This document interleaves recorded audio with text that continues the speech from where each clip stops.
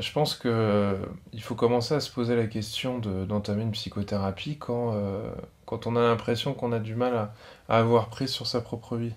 C'est-à-dire que quand on a la sensation de patiner, la sensation que finalement on a utilisé toutes les cartouches qu'on avait sous la main et que le problème il continue à être présent, il y a un moment où la psychothérapie elle a pour objectif de pouvoir se poser avec quelqu'un et de faire un petit bilan. Alors, un petit bilan, ça ne veut pas forcément dire quelque chose de très long, mais c'est de simplement faire pause et de constater la somme d'efforts qu'on a pu déployer et de se dire est-ce que ça a été utile. Alors un exemple assez concret qu'on a régulièrement en cabinet, ça va être une personne qui va être en arrêt maladie, c'est son troisième renouvellement d'arrêt maladie, et puis elle vient en expliquant que bah, ça va pas bien au boulot.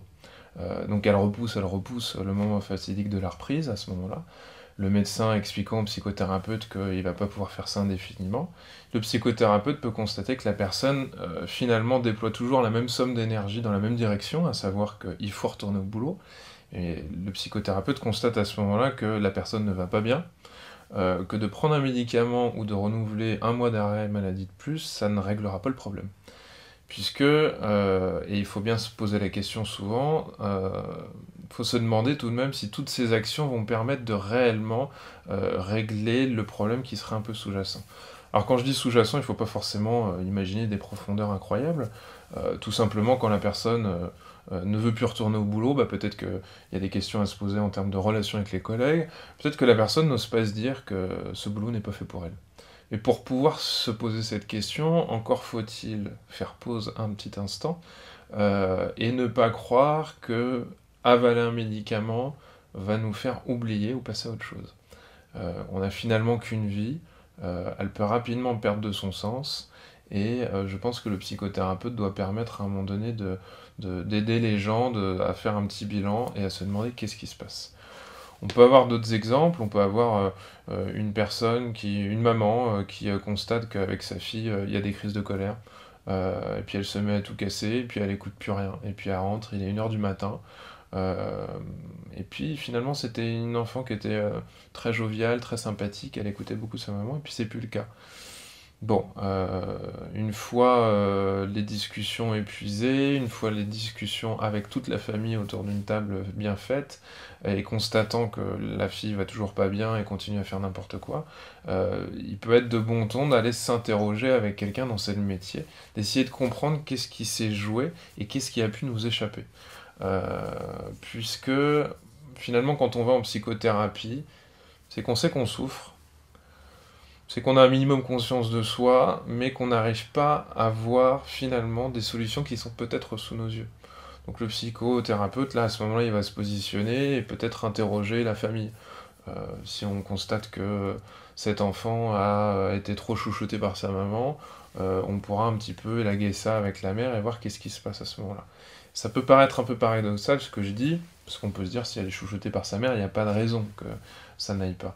Mais voilà, c'est tout le boulot du psychothérapeute de comprendre les enjeux, de comprendre qu'est-ce qui s'est passé. Peut-être qu'elle ne tolère plus la frustration depuis qu'elle a 15 ans, et il va falloir, et j'en parlerai peut-être par la suite, mais il va falloir comprendre un peu plus en détail ce qui s'est passé. Euh, on peut avoir aussi d'autres exemples.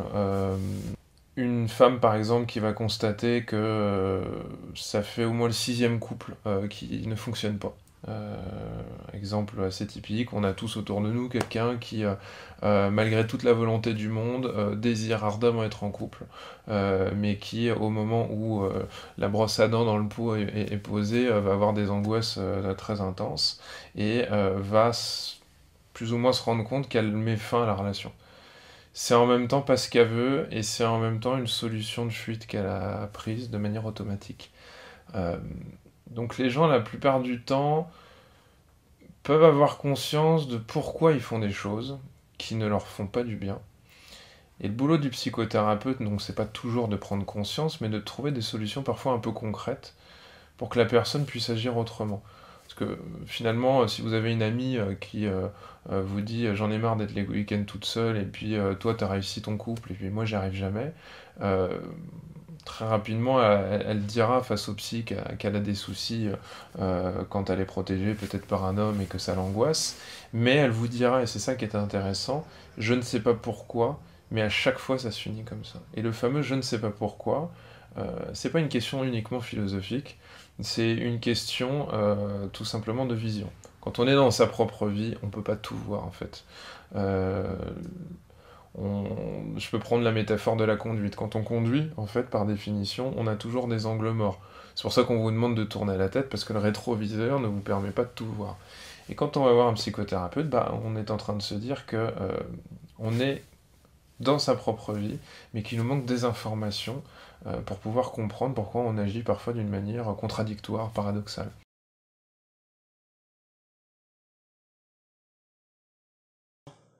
Alors, quel psy choisir? Alors déjà, le terme psy est assez générique, il est assez large. Pour faire très simple, la première distinction qu'on peut faire, c'est entre les psychiatres et les psychologues. Les psychiatres sont des spécialistes, la psychiatrie est une spécialité médicale, au même titre que la gynécologie, que l'ophtalmologie, etc. Les psychologues n'ont pas une formation médicale à proprement parler, c'est des spécialistes en sciences humaines. Donc, ce que ça implique donc très simplement, c'est que les psychiatres sont en capacité, en tant que médecins, à prescrire des médicaments, contrairement aux psychologues. Il faut savoir donc, encore une fois, puisque ce sont des médecins, il y a des possibilités de remboursement complète ou partiel de certaines séances. Euh, on peut aussi ajouter que la plupart du temps, on est amené à avoir plutôt un psychiatre dans des cas qui on va dire, sont un peu plus lourds ou un peu plus compliqués à gérer, et qui, bah, le plus souvent, nécessitent un traitement médicamenteux. Quand quelqu'un est dans une dépression très grave, très intense, ou dans une anxiété très importante, on peut avoir des idées suicidaires, etc., ou commence à avoir des hallucinations, des sensations étranges, là, je pense qu'il est du ressort de la psychiatrie à ce moment. Ce qui ne veut pas dire que ça va pas forcément devenir chronique et se pérenniser, mais ça va nécessiter, au moins pour un temps, une aide médicamenteuse. Et parfois, on ne peut pas faire l'impasse là-dessus. Ce qui ne veut pas dire que c'est pas complémentaire avec le psychologue. Euh, donc ça, ce sont des métiers. Le psychologue donc n'a pas de consultation remboursée. Bon, il faut savoir que maintenant, de plus en plus, les mutuelles permettent de rembourser certaines séances, comme l'ostéo, comme le kiné, etc. Maintenant, ce qu'il faut bien différencier, c'est le métier de la fonction. Donc là, moi je vous ai parlé du psychiatre, qui en soi n'est pas formé à la psychothérapie, et le psychologue non plus. Donc, quand vous voulez entamer une psychothérapie, euh, connaître le métier des gens ne suffit pas, il faut connaître leur formation complémentaire. Donc il y a des psychiatres qui ne sont pas formés à la psychothérapie, et des psychologues qui le sont. Donc le choix d'aller voir un praticien qui est remboursé est pas vraiment suffisant, parce que c'est peut-être pas la chose dont vous aurez le plus besoin de savoir s'il est remboursé ou pas, mais c'est de savoir s'il sera utile ou pas. Euh, il faut rajouter également que, bah, à côté des psys, on a aussi les psychanalystes, donc ça c'est une fonction. On fait de la psychanalyse qu'on peut plus ou moins assimiler à une forme de psychothérapie. Il y a également les psychopraticiens, et il y a ce qu'on appelle les psychothérapeutes. Alors, psychothérapeute, c'est un terme générique qui est reconnu par l'État, qui nous dit simplement que les gens ont suivi une formation minimum pour pouvoir intervenir auprès des gens. Psychopraticien est un terme qui a été un petit peu utilisé du terme psychothérapeute, donc c'est pas un titre qui est reconnu par l'État, mais les gens peuvent être quand même en capacité d'intervenir. Euh, à côté de ça, bah, vous avez les hypnothérapeutes, vous avez différents types de praticiens. Bon. Ce qui compte, c'est de savoir de quoi vous allez avoir besoin. Et la deuxième chose, et la plus importante selon moi, c'est que vous soyez face à quelqu'un qui soit compétent pour pouvoir répondre à votre difficulté. Euh, j'ai fait une différence entre métier et fonction, elle est vraiment fondamentale. Pourquoi? Puisque, je vais prendre l'exemple de l'hypnose qui est très à la mode, les gens appellent beaucoup pour régler tel et tel problème grâce à ça. Il faut savoir que l'hypnose ne règle évidemment pas tout. Si vous avez des difficultés ancrées depuis 10 ans dans votre vie, ça n'est pas en fermant les yeux 3/4 d'heure que les choses vont disparaître. Mais ce qui est très important, c'est que la personne en face de vous doit pouvoir avoir suffisamment de connaissances théoriques, de professionnalisme et d'expérience pour pouvoir comprendre si l'outil qu'elle va vous proposer sera bien à vous proposer. Donc finalement, pour résumer, on pourra mettre sur un plan les psychiatres, les psychothérapeutes et les psychanalystes, ça va vous permettre de mieux comprendre. Si vous êtes enclin à ressentir des hallucinations auditives, vous entendez des choses que les gens n'entendent pas, vous voyez des choses que les autres ne voient pas, vous vous sentez épié, vous vous sentez observé très régulièrement. Euh, donc ça peut faire partie de ce qu'on appelle une urgence, donc au sens psychiatrique. Quand il y a un sentiment d'urgence et quand il y a une possibilité d'attenter à sa vie, si vous sentez que vous êtes à deux doigts de faire une bêtise, là aussi ça fait partie des urgences psychiatriques. Ça va nécessiter soit une hospitalisation, un soutien rapproché, une infirmière, un psychiatre, une hospitalisation où vous êtes bien entouré et voire une médication. Donc là, on est dans le cas de l'urgence. La psychothérapie, nécessairement, justement, elle appelle un peu moins à la notion d'urgence. Elle appelle forcément à une demande, à un besoin de la personne, mais il est évident que quand quelqu'un appelle un psychothérapeute en disant «je vais mal, il faut que tous mes problèmes disparaissent au plus vite et que j'ai un apaisement dans la minute», il est vrai que ça risque d'être un élément un peu contre-productif, puisque la psychothérapie, ça implique pas forcément des années de travail, hein, ça peut être 6 mois par exemple, mais ça ne veut pas dire que tout sera réglé en 3/4 d'heure, 1 heure. Donc évidemment, moi j'aurais tendance à dire aux gens, si ça fait 25 ans que ça ne va pas, peut-être que ce serait pas mal de prendre 2-3 rendez-vous, 2-3 quarts d'heure, pour qu'on puisse déjà discuter, et la plupart du temps, le fait de poser les choses permet déjà d'apaiser. C'est déjà un premier travail. Et puis il existe les psychanalystes qui, eux, de coutume, on va dire, et ça a du sens pour les psychanalystes, vont aussi nécessiter encore un peu plus de temps que le travail de la psychothérapie. Psychothérapie, souvent, on va dire qu'il y a des psychothérapies assez brèves de 10 séances. La majorité du temps, ça va durer entre 6 mois et 1 an, et ça peut durer, certaines psychothérapies peuvent durer quelques années. Dans la psychanalyse, on peut plus largement aller dans un travail d'introspection, c'est-à-dire de réflexion sur soi-même, de retravail de l'histoire, qui je suis, d'où je sors, etc. Et ça va nécessiter un travail sur le beaucoup plus long terme. Quelqu'un qui ressent l'urgence d'être apaisé très rapidement dans ses sensations parce qu'il a peur de faire une bêtise, est moins adapté pour aller s'installer sur le divan d'un psychanalyste. On pourra en parler par la suite, mais euh, quand on rencontre un psychanalyste, par définition, il n'est pas du genre à essayer de régler le problème dans l'immédiat. Et donc si vous attendez une réponse très rapide, voire un peu pragmatique, un peu concrète, c'est pas le psychanalyste qu'il faut aller voir tout de suite. Par contre, si des choses vous travaillent depuis quelques années ou quelques mois et que vous aimeriez prendre le temps d'en parler, là, c'est peut-être beaucoup plus adapté pour vous à ce moment-là.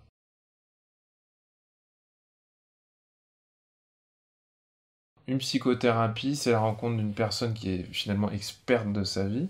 Elle la connaît mieux que le praticien, évidemment.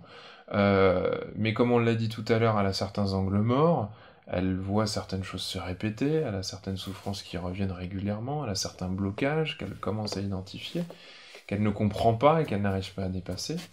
Donc c'est la rencontre de cette expertise du patient avec l'expertise d'un praticien, en fait. Puisque vous êtes face à une personne à ce moment-là qui a l'habitude de voir certains types de problèmes, des problématiques amoureuses, des problématiques addictives, des problématiques par rapport au travail, et qui a l'habitude de ce genre de vicissitudes, de certaines difficultés de la vie. Donc ça implique à un moment donné euh, que le patient puisse collaborer, dire les choses, et les dire vraiment, puisse dire aussi s'il n'est pas à l'aise, parce que finalement le recueil d'informations que le praticien va faire est fondamental. À partir de ce moment-là, euh, on va dire que contrairement à un rapport entre patient et médecin, on n'attend pas finalement que le diagnostic tombe. En tout cas, c'est ma façon de voir les choses. Il est délicat et très compliqué d'imaginer qu'au bout de 3 rendez-vous, on dise à une personne, vous avez tel problème, il va falloir faire telle chose, et puis après ça ira mieux. C'est une aventure à deux. Et d'ailleurs, on peut évoluer, le praticien peut évoluer en termes de représentation par rapport au patient, en termes d'implication notamment, puisqu'on peut se dire, bah, finalement, il avait l'air très déprimé par rapport au travail, et puis maintenant qu'il est retourné au travail, des vraies questions commencent à se poser. Puis je me rends compte qu'il n'a pas de problème de dépression du tout. Je me rends compte que finalement il a peur des challenges. Et puis, bah, c'est pareil aussi dans sa vie amoureuse, etc., etc., etc. Donc, c'est vrai que c'est... comment dire? On va dire que plus le patient s'implique, plus le thérapeute peut l'aider, c'est clair et net. Si entre les séances, la personne vous dit: «Écoutez, moi j'ai repensé à ce que vous m'avez dit, et puis, d'un seul coup, ça m'a replongé, quand j'avais 8 ans et que ma mère me gueulait dessus et que je me sentais super mal. Et c'est vrai que, vous avez fait un parallèle intéressant parce que, quand vous m'avez dit certaines choses, je me suis braqué. Et c'est vrai que je fais ça souvent avec les gens. On me l'a déjà reproché, et cetera, et cetera. Donc là, on est en train de constater que la personne, finalement, a été touchée par les mots du psychothérapeute et heu se propose à elle-même de s'engager dans un travail pour elle-même, quoi. Et il y a une belle différence, hein, quand un patient, vous dit: «Oh bah, je sais plus ce qu'on s'est dit la dernière fois d'ailleurs», heu, bon, finalement, elle a quelque chose à questionner en termes de collaboration. Il faut quand même ajouter un élément qui est important, à savoir qu'il faut différencier la demande des gens et puis leurs besoins. C'est-à-dire que les gens, viennent, parce qu'il y a quelque chose qui, au premier abord, les fait souffrir ou dont ils aimeraient se débarrasser. Quand on rencontre donc finalement un praticien, il a son expertise et la plupart du temps, il est amené finalement à mieux voir les choses que le patient qui par définition bloque, donc il va chercher quelqu'un pour qu'on l'aide et qui va apporter une plus-value. Si le psychothérapeute n'a rien de plus à ajouter que le patient, ça sert plus à rien, évidemment. Et donc, dans ce jeu d'influence, si le patient est suffisamment à l'aise avec son psychothérapeute et qu'il entend, qu'il semble avoir bien compris sa difficulté, il peut lui permettre d'aller explorer avec sa lampe torche un petit peu ailleurs. Donc qu'est-ce que je veux dire par là? Les gens peuvent avoir des demandes particulières, mais avoir des besoins à d'autres endroits. Heu, imaginons donc, la mère de tout à l'heure qui a un problème, parce que à la maison ça crie et qui insiste en disant au psy, «Il faudrait absolument que vous rencontriez ma fille parce qu'elle fait n'importe quoi». Bon, la fille vient et puis, le psy constate que ça va plus ou moins. Là, à ce moment-là, l'expertise du psy est peut-être de se dire: «Le besoin n'est pas chez la fille». Peut-être que la mère, elle a besoin de parler. Et puis, peut-être, on sait jamais, je vous donne cet exemple comme ça, il faudrait convoquer le couple. Pas le couple conjugal, mais le couple parental. Parce que, en fait, monsieur il a jamais été trop présent. Le cas assez classique qu'on va entendre assez régulièrement auprès du psy. Et donc monsieur n'a jamais été vraiment présent, et le fait de discuter, de la question éducative entre madame et monsieur et le psychothérapeute, va peut-être permettre de débloquer. Et il arrive très souvent qu'au bout de quelques séances, on vous dise: «Mais, vous vous rendez compte, c'est très étrange, notre fille ne fait plus de crise à la maison». Donc il est très important, pour le psychothérapeute, d'avoir un minimum d'autorisation du patient à aller investiguer les choses sur un plan un peu plus large. Heu, puisque, on peut se plaindre d'une chose et puis la difficulté peut se retrouver ailleurs. Hem Un exemple qu'on peut donner, l'analogie avec la médecine, j'arrive chez le médecin, j'ai mal au ventre. J'ai très mal au ventre depuis 2 jours. Et puis, les choses à la mode maintenant, c'est d'aller faire son diagnostic, par internet, et les médecins s'en plaignent beaucoup d'ailleurs parce que les gens arrivent en disant, «Prescrivez-moi ça» et j'ai tel problème. Donc si moi je suis persuadé d'avoir une gastro-entérite et que j'ai besoin d'une prescription d'Imodium et que je veux pas entendre le médecin, a priori, le médecin va pas vous faire d'ordonnance. Il va vous dire la chose magique: «Attendez que je vous ausculte». Il va poser des questions, il va palper, il va vérifier ce qui se passe. Et puis, bah, peut-être qu'il va constater autre chose, quoi. Il va peut-être constater que vous avez une appendicite, il va peut-être constater que vous avez un ulcère, il va peut-être vous demander une prise de sang, puis il va peut-être suspecter un problème plus grave, ou peut-être moins grave. En médecine, il y a aussi, ce qu'on appelle, les douleurs référées ou les douleurs projetées, c'est-à-dire que vous avez mal à un endroit, mais c'est parce qu'il y a un dérèglement à un autre organe. Donc vous voyez, la médecine est quelque chose de compliqué, mais chez un psychothérapeute, c'est pareil en fait. Et si tous les patients qui rentraient chez un médecin ou chez un psychothérapeute savaient exactement quel était leur problème et quel était le bon outil à utiliser, bah ça voudrait rien dire tout ça, ça n'aurait aucun sens. Les gens ne viendraient plus finalement, ils se soigneraient eux-mêmes. Voilà. Donc, ce que je suis en train de dire, c'est que la psychothérapie, c'est un appel à la rencontre et bien évidemment, parfois, on est persuadé qu'il va falloir faire ça pour que tout aille mieux. Si finalement mon mari arrêtait de râler à la maison et faisait un peu plus les tâches ménagères, tout ira mieux dans notre couple. Et puis le jour où le mari fait tout, bah, finalement la femme va pas mieux. Vous voyez? Donc là encore, c'est pas très grave si les gens sont dans une bonne relation avec le psychothérapeute, ils viennent constater ça et on réoriente l'évaluation et on se rend compte que finalement, on n'a peut-être pas travaillé au bon endroit.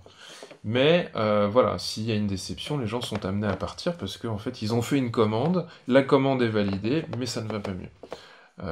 Ce que disait François Roustan, qui était un superviseur, un ancien psychanalyste qui est devenu hypnothérapeute, il disait quelque chose de très simple. L'important, quand on veut déplacer une pierre, c'est pas le levier, c'est où est-ce qu'on va placer le levier. Et donc, on a du travail à vide quand on n'arrive pas à évaluer la bonne chose à faire pour le patient. Donc, voilà, les personnes arrivent avec un symptôme d'appel, ça ne veut pas pour autant dire qu'il faut supprimer ce symptôme à ce moment-là. Si on va un tout petit peu plus dans l'explication de comment ça marche, il faut pouvoir, le psychothérapeute doit pouvoir comprendre quelle est la fonction du problème. Et ça, évidemment, ça fait partie des angles morts du patient. Et le psychothérapeute doit pouvoir avoir conscience de ça et travailler avec ça. Un exemple que je peux vous donner, finalement madame se plaint de l'absence de monsieur à la maison, mais finalement ça l'arrange, parce qu'en fait quand monsieur est là, il y a beaucoup d'engueulades. Monsieur le sait, et donc il a tendance à s'éloigner par rapport à sa femme, parce qu'en fait on se rend compte que monsieur il a pas envie que sa femme le quitte, et c'est plus fort que lui, il arrête pas de s'engueuler avec elle. Si vous n'avez pas compris, donc là de manière systémique, c'est-à-dire si vous n'avez pas compris le rôle de chacun dans cette histoire, et que vous essayez de défendre monsieur ou de défendre madame, ce qui n'est pas le rôle du psychothérapeute évidemment, si vous essayez de prendre parti pour l'un ou pour l'autre, et ben en fait vous allez rien faire bouger, puisque la résistance à ce moment-là, elle est dans le couple. Et c'est pas uniquement madame qui va pas bien ou monsieur qui va pas bien. Et donc ça s'appelle l'expertise du psychothérapeute. Et il est très rare que les gens arrivent avec une explication bien complète de où sont leurs problèmes.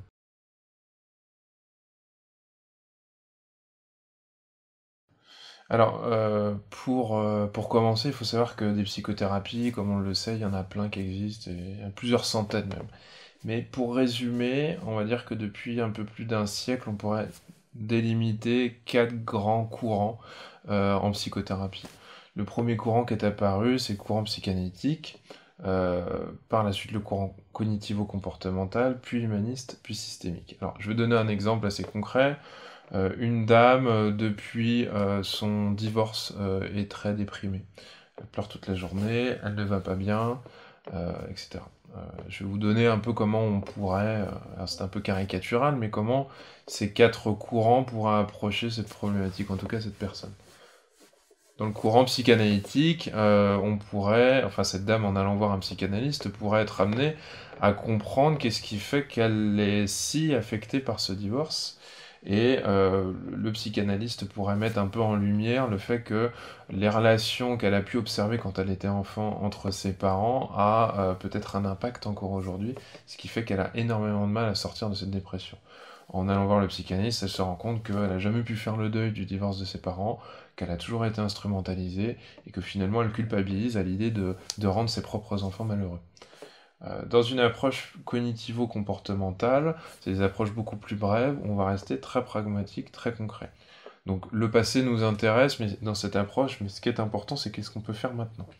L'idée, c'est de se dire, qu'est-ce que pense cette dame, qu'est-ce qu'elle ressent et qu'est-ce qu'elle fait. Donc très pragmatiquement, elle se dit, je suis nul, à mon âge, je me remettrai avec personne, c'est de ma faute si ce divorce a eu lieu finalement. Euh, donc elle se sent nulle, elle se sent triste, elle se sent anxieuse, et en plus on constate que depuis qu'elle a déménagé, elle s'est mise dans un petit studio, et elle n'ose pas dire bonjour aux voisins, et elle ne rappelle plus ses enfants ni ses copines. On est dans une approche cognitivo-comportementale, on va travailler tous ces éléments pris un par un. Notamment échanger pour voir en quoi finalement elle serait plutôt responsable du divorce au lieu de son mari. Et puis de rééquilibrer, qu'elle se rende compte finalement que c'est peut-être un peu 50-50. Donc ça lui permettrait de travailler un peu sa culpabilité. Elle se dit qu'elle va pas pouvoir se remettre en couple. Ça, on va pouvoir travailler ça, discuter de ça avec le psychothérapeute pour qu'elle relativise.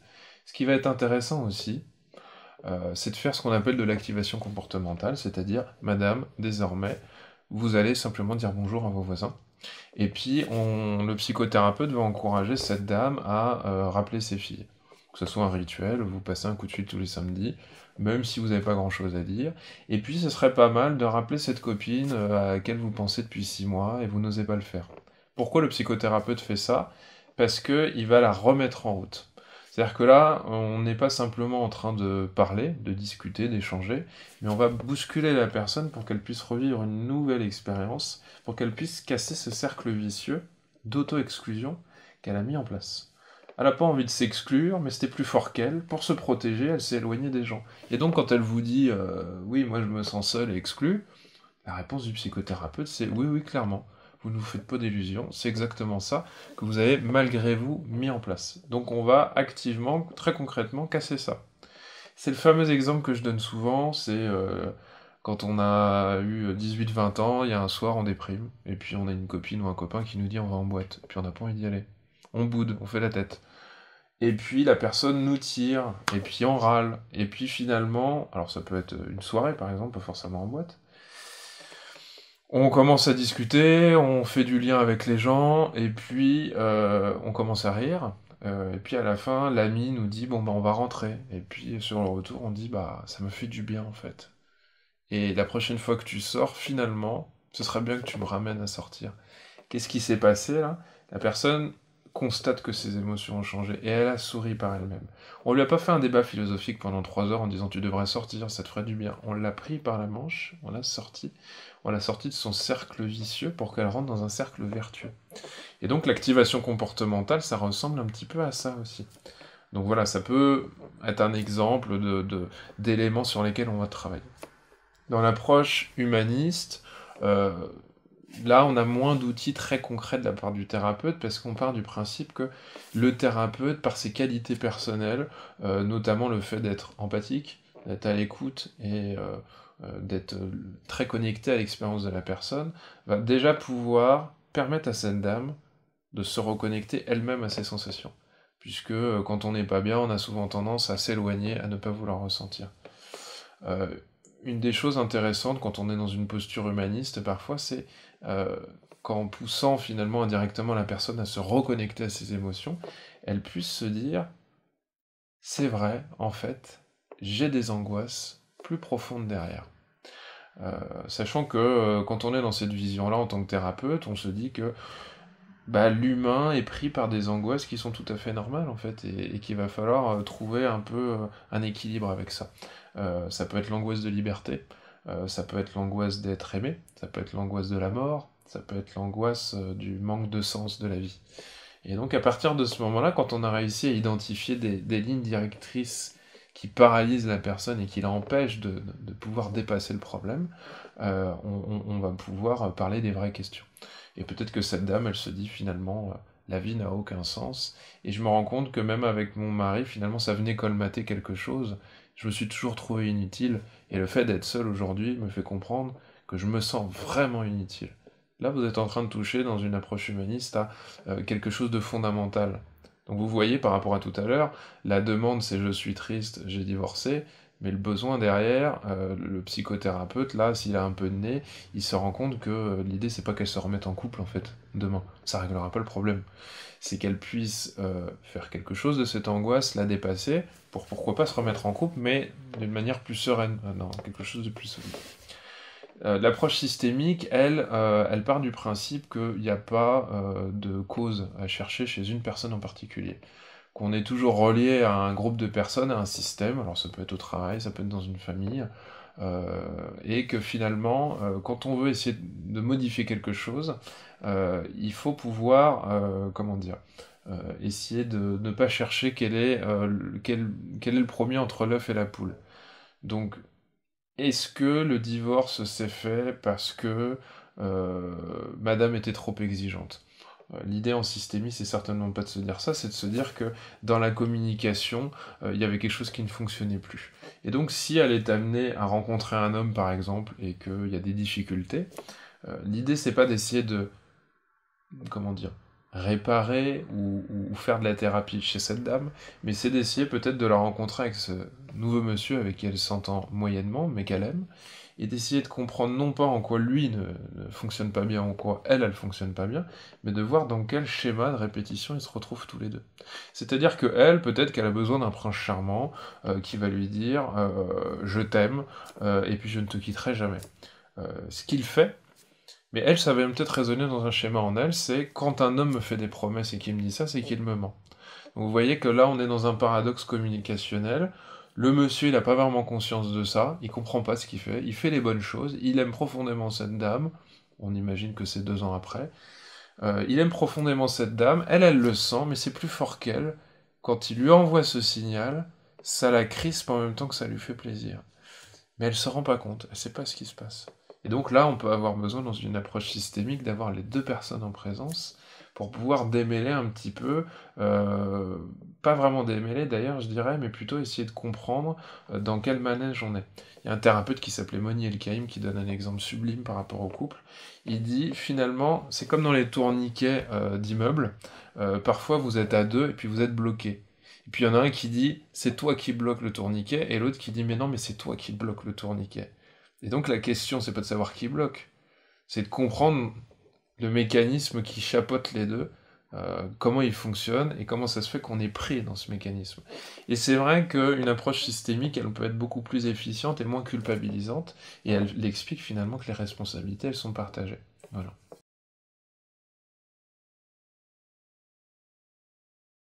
L'idée, c'est que avec la psychothérapie, on va essayer de détricoter tout ça. On va essayer finalement à l'aide de théories, à l'aide d'outils, à l'aide de stratégies. En tout cas, moi, c'est peut-être aussi comme ça que je fonctionne personnellement. Je vais essayer de pousser les gens à un moment donné à essayer de comprendre comment ils fonctionnent, mais aussi à poser des actes. Parce que ça reste important de pouvoir acter dans la réalité des choses. En tout cas, moi, c'est comme ça que je vois ça.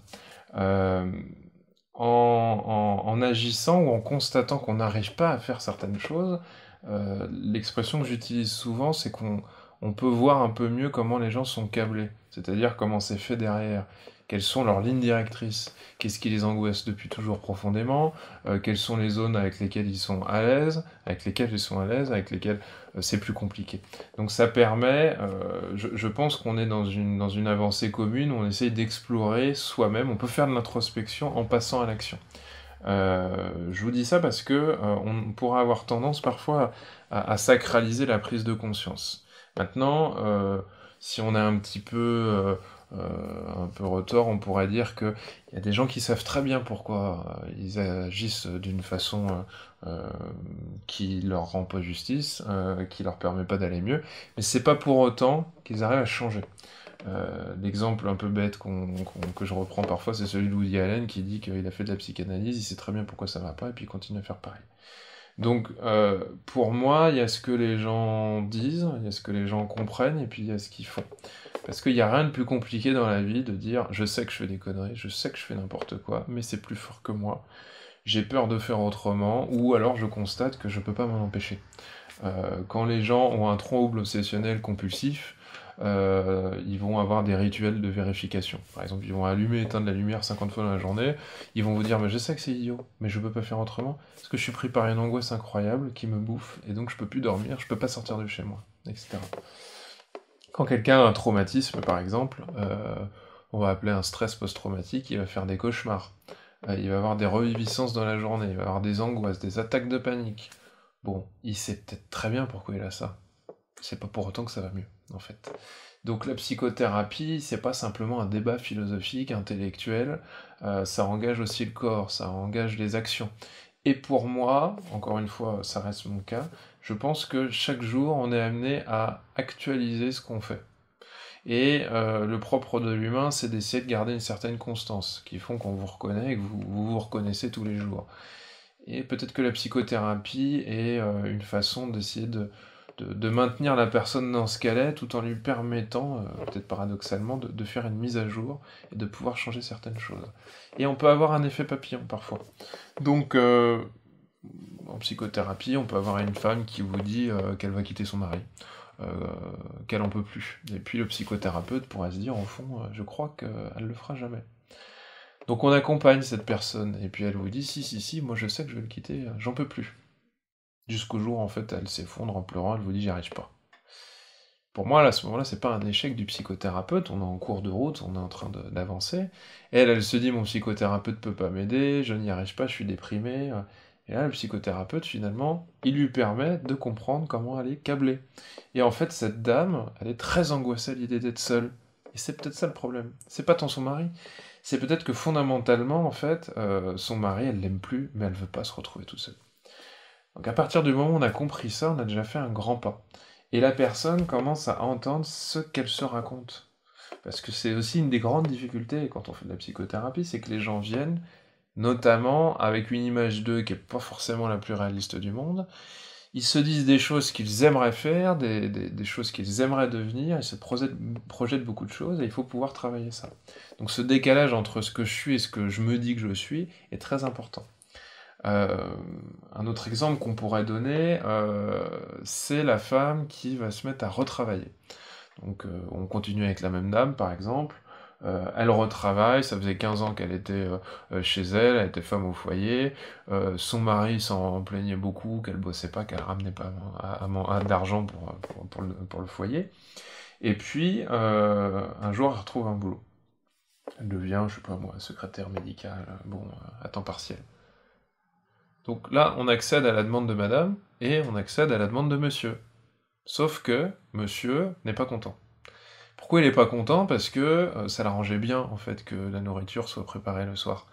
Et puis, en fait, on est en train de se rendre compte que cette dame, le fait que son homme soit jaloux, ça lui plaisait bien. Lui, ça l'irrite.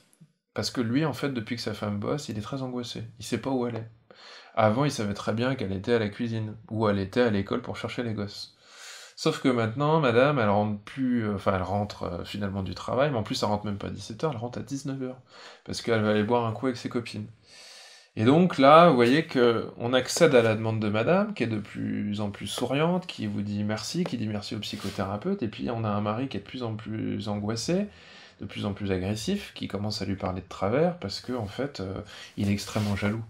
Donc vous voyez que on peut accéder à une demande, mais ça vient bouleverser un équilibre, parfois. Euh, Parce que les gens, par définition, en vivant, ils trouvent toujours un équilibre. Même si parfois c'est un équilibre qui est très précaire, ils sont pas toujours amenés à pouvoir en changer facilement. Euh, ce qui m'amène à vous dire finalement que les problèmes ont souvent une fonction. Ça permet d'éviter certaines choses. Cette dame, par exemple, ça lui permettait d'éviter de séduire. Ça lui permettait peut-être de se dire, enfin de ne pas se dire qu'avec son mari ça ne va pas. Euh, Maintenant qu'elle a son indépendance financière, bah, elle est confrontée à des choix. Parce qu'elle va plus pouvoir dire au thérapeute qu'elle est obligée de rester. Parce que si elle gagne sa vie, bah, peut-être qu'il va falloir se poser la question de est-ce que je reste avec lui? Donc vous voyez la somme de fonctions que ça vient remplir, le fait de rester à la maison à ce moment-là. Mais sauf que la dame, elle s'en rend pas compte quand elle vient voir le psychothérapeute au départ. Elle sait juste que elle vous dit, elle dit au psychothérapeute, je suis nul, de toute façon, ça fait 15 ans que j'ai pas travaillé, personne ne voudra m'embaucher. Mais en fait, peut-être que derrière, il y a tout ça qui se joue. Donc psychothérapeute, l'image qui vient de m'arriver, c'est la première fois d'ailleurs, peut-être que c'est un peu un joueur de Mikado. C'est-à-dire qu'il essaye de déplacer les choses sans que tout s'écroule non plus. Donc il faut pouvoir respecter le rythme de la personne qui n'a pas conscience de tout ça, bien évidemment, et va découvrir aussi pas à pas avec le psychothérapeute, en même temps que lui, quels sont peut-être les enjeux qui maintiennent son problème. Bon, donc pour reprendre un petit peu cet exemple avec cette dame qui finit le soir avec sa copine à boire un verre, à rentrer finalement à l'heure du repas, euh, avec un mari qui justement n'a peut-être même pas préparé le repas, on peut se poser la question de qu'est-ce qui va se passer après. Alors évidemment, quand je raconte l'histoire, on peut se dire mais c'est dramatique, puisque ça va venir casser quelque chose. Bon, je pars du principe que les gens ne sont pas sous emprise du psy.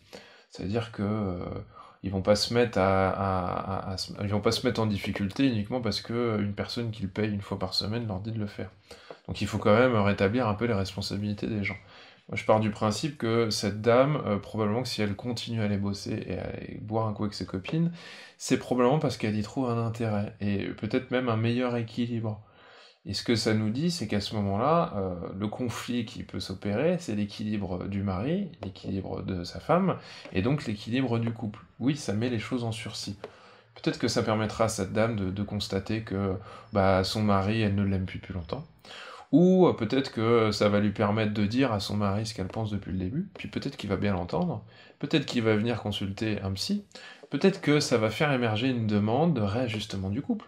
Parce qu'elle va peut-être se dire, mais en fait, c'est bien sympathique de me faire draguer dans le bar, et tous ces hommes sont bien mignons, mais en fait, au fond, j'aimerais beaucoup que ce soit mon mari, puis je me rends compte que mon mari, il m'a pris pour un pot de fleurs, quoi, depuis plusieurs années, et puis il fait plus d'efforts pour moi. Moi, je suis plus qu'une fonction, là, je suis un peu la boniche. Bah écoutez, moi je pense qu'à ce moment-là, ça participe à un acte d'émancipation pour cette dame.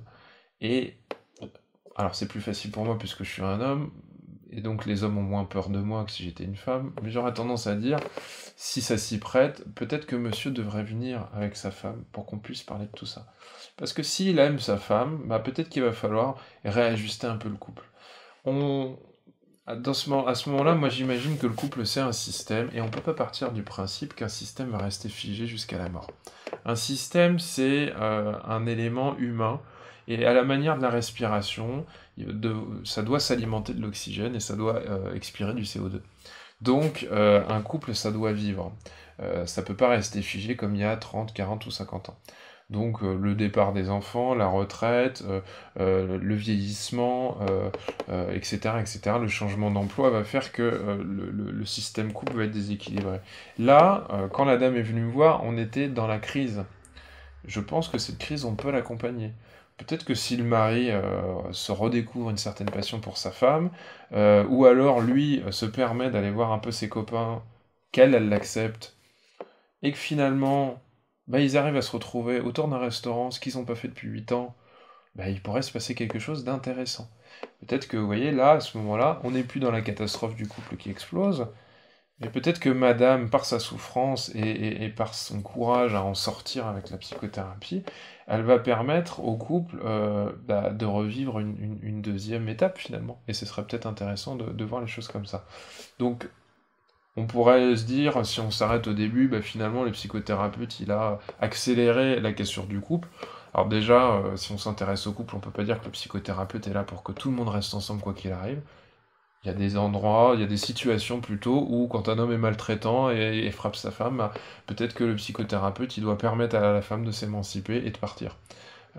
C'est pas un coach à ce moment-là, il n'est pas là pour prendre des décisions, mais il peut fortement suggérer que pour la sécurité des enfants et de la dame, il faut qu'elle parte. Donc il y a des moments où je pense que le bon sens peut quand même s'inviter en psychothérapie. Même si on n'est pas là pour être normatif, il faut pouvoir dire les choses. Peut-être que cette dame, elle a besoin de l'entendre d'ailleurs à ce moment-là, de quelqu'un qui incarne normalement un respect pour soi, à savoir le psychothérapeute. Donc c'est un peu en poupée russe. C'est en cela où la psychothérapie ne peut pas s'établir sur des modèles à suivre, des étapes bien carrées à franchir. Moi, quand quelqu'un me dit je suis déprimé, est-ce que vous pouvez faire quelque chose pour moi? Je lui dis nécessairement on se rencontre au moins une fois et puis on verra ce qui va se passer. Parce que je ne sais pas ce que ça veut dire sa dépression. Il n'y a pas une seule façon d'en avoir marre de son mari, il n'y a pas une seule façon d'être traumatisé, il n'y a pas une seule façon d'être déprimé, il y a plusieurs façons de se retrouver dans ces situations. Et parfois, on a le bonheur de constater qu'en 5, 6 séances, ben, il y a des miracles qui se font, quoi. Il suffit parfois de pas grand-chose. On s'embarque pas forcément pour des années et des années de suivi.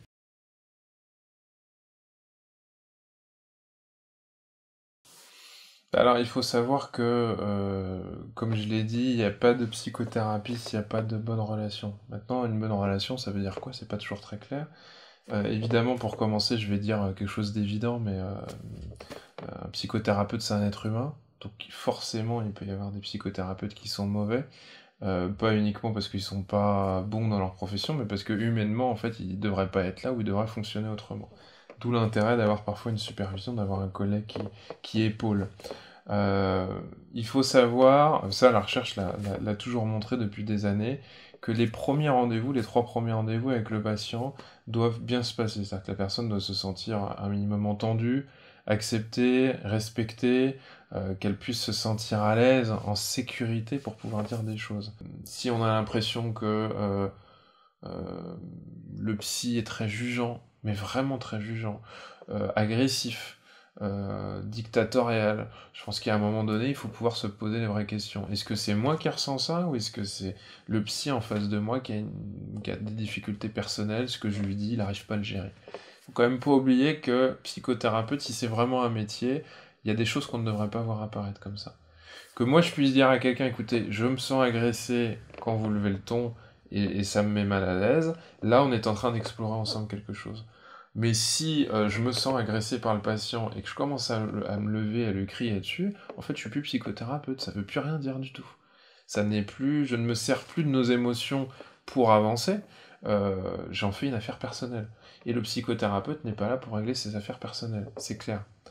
Euh, il y a une chose aussi, qui s'apparente parfois à des mouvements d'emprise sectaire, dont j'entends parfois parler, c'est cet enfermement que certains patients vivent avec le temps, comme s'ils étaient happés par un psychothérapeute gourou, et s'éloignent, se mettent à critiquer les gens, ne se connectent plus à rien, quittent leur boulot, ne parlent plus à leur famille, ne parlent plus... Voilà. Moi je ne pense pas que ce soit une voie à l'extérieur, là, comment dire, ce soit bon signe. Qu'on puisse à un moment donné rompre avec le fonctionnement de parents maltraitants, par exemple, c'est tout à fait entendable, qu'il puisse y avoir des échanges, qu'on puisse à un moment donné renoncer, ok. Mais quand la personne est en train de s'éloigner de tout, et d'avoir comme seule référence son psy, ça s'apparente à un phénomène d'emprise. Alors, je pense que voilà, si on est, en l'occurrence avec un psychothérapeute qui a un minimum d'expérience, il faut qu'il identifie que la personne a besoin d'un gourou, puis qu'elle travaille ça. Mais si le psychothérapeute n'est pas très clairvoyant, et donc a trop d'angles morts, et n'arrive plus à les voir non plus, ça devient une relation pathologique, et ça devient plus une relation thérapeutique. Puisque, pour moi, une relation thérapeutique, c'est une relation d'émancipation, qui n'est pas censée durer une vie entière. Sinon, ça s'appelle une relation amicale, ou amoureuse, ou ce que vous voulez, mais l'idée de la psychothérapie, c'est censé être une rencontre autour de difficultés, et puis une fois qu'on a bien réussi à les dépasser, bah chacun continue sa route.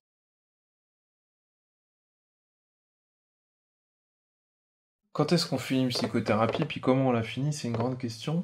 On peut déjà y répondre simplement si vous êtes centré sur un symptôme qui doit disparaître. Je vais arrêter de fumer, j'ai des attaques de panique, j'en ai marre de pleurer. Si l'objectif du départ est encore en cours de route et toujours celui-là, bah, la réponse elle est simple, hein. Si ça a disparu, la psychothérapie n'a plus lieu d'être.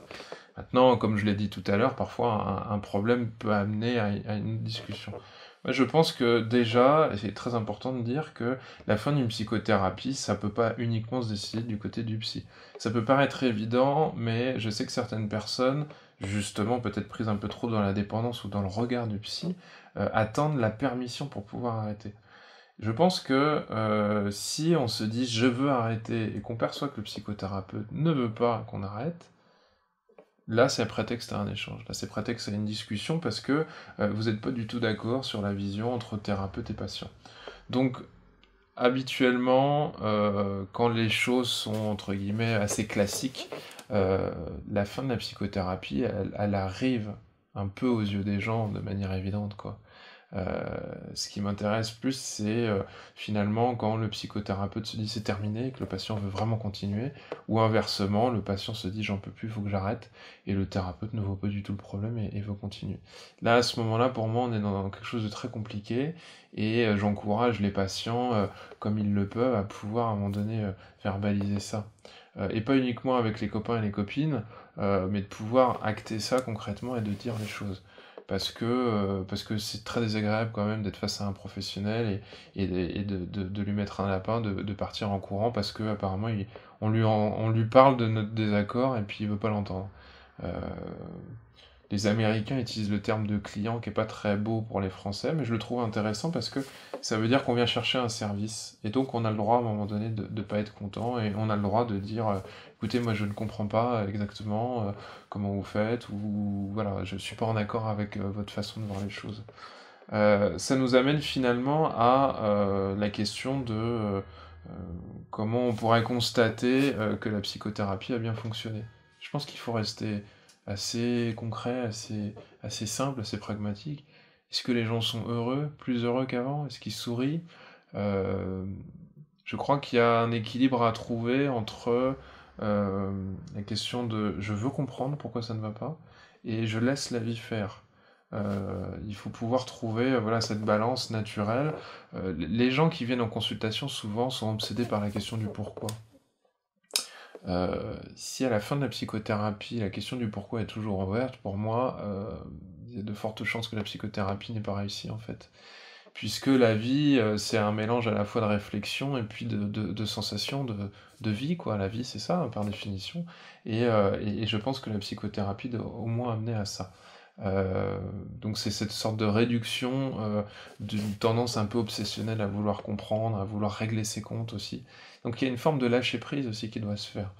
L'exemple que je donne, qu'on retrouve assez souvent, c'est, finalement l'homme ou la femme qui, est en attente par rapport à ses parents d'être aimé, d'une certaine manière et qui a été maltraité. Donc il y a plein de gens que je rencontre qui ont été, battus par leurs parents, qui ont été, toujours, déconsidérés, mis de côté.